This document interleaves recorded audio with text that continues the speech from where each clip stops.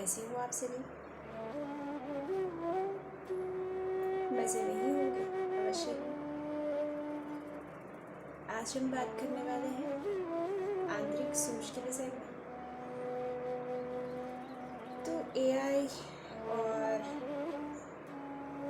न जाने क्या क्या ज़माना चल रहा है, ज़्यादा तो नाम नहीं कह सकते, पर अभी एआई का ट्रेंड चल रहा है। तो एआई के ज़माने में कॉमन सेंस रेयर हो गया है सबका। सबको लगता है एआई ही बन रहा है, वही सही है।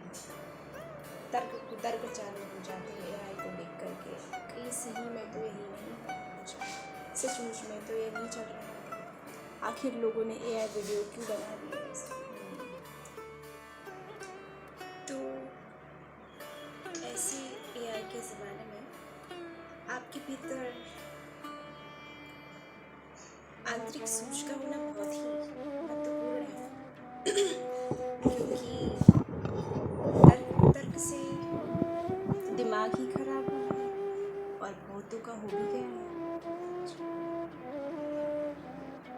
आंतरिक सोच आत्मा की आवाज़ और दिल क्या कहता है यह सुनना एक पवित्र व्यक्ति ही यह सुन सकता है, वरना तर्क करके अपने ही दिमाग में न जाने क्या क्या क्या बना लेता है।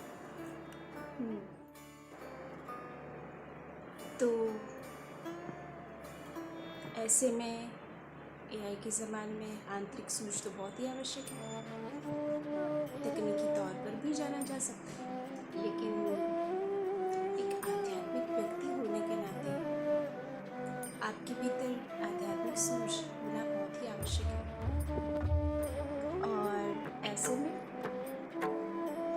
ध्यान व संगत में रहना, प्रभु का ध्यान धरना, नाम जप करना, कोई भी रास्ता उससे यह विकसित हो सकती है। लेकिन एक पवित्र व्यक्ति होने के नाते यह आपके भीतर ऐसे ही विद्यमान होती है, बस ज़रूरत है उनको जगाने की और उनको साधने की। तो जीवन के हर महत्वपूर्ण पहलू में आंतरिक सोच बहुत ही आवश्यक है। सबसे पहले तो कुछ भी घटना के लिए, कोई भी व्यक्ति के लिए आपका दिल पहले से ही कह देता है कि नहीं, यह सही है, यह व्यक्ति गलत है। ज़रूरत है बस उसे पहचानने की।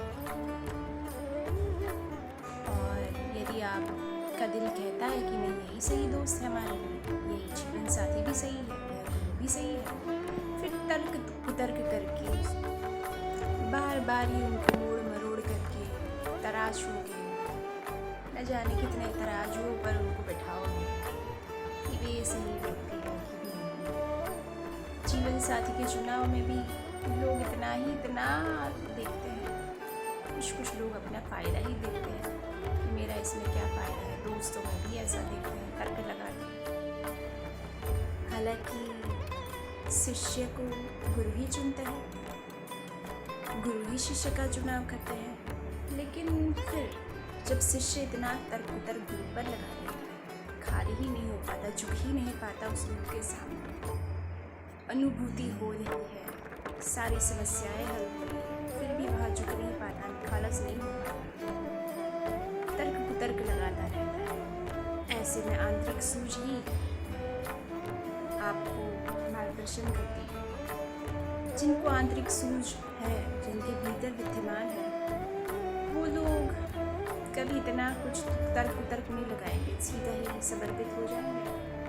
अनुभूति होते ही उनका दिल ही कह देगा नहीं, ये सही है, फिर ज़्यादा तर्क नहीं, खाली निखालस हो जाएंगे और आध्यात्मिक मार्ग पर इतने अग्रसर हो जाएंगे, इतनी प्रगति कर लेंगे। लेकिन कुछ लोग तर्क में ही रह जाएंगे। ठीक इसी प्रकार से जीवन साथी का कुछ लोग इतना कहते हैं कि मैं तो मार कूट के, मतलब एकदम तराश के जीवन साथी चुनूंगा। ऐसे लोग फिर वैसे अंत में ही अंततोगत्वा कहाँ पर जाकर के बैठते हैं तो बताएंगे, फिर वो गलत निर्णय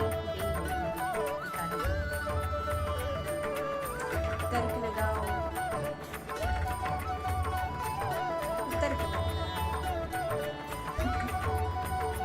आंतरिक सूझ जैसी भी कोई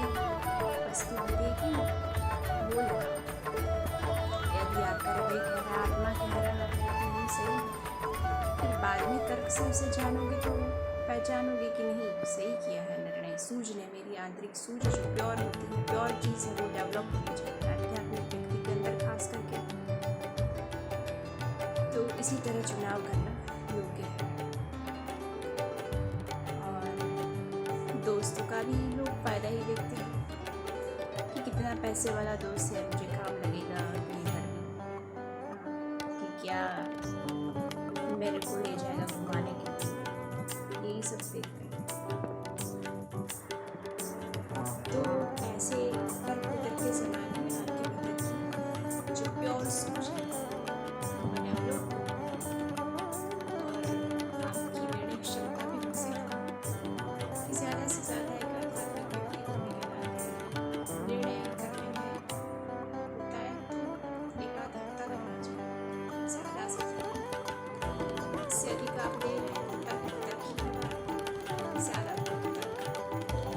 तो आप सभी जीवन में मूल्य व्यक्तित्व जैसे कि दोस्त और जीवन साथी का चुनाव प्योर सूझ के साथ, एक आध्यात्मिक संकेतों के साथ दिल से करवाएं, यही सही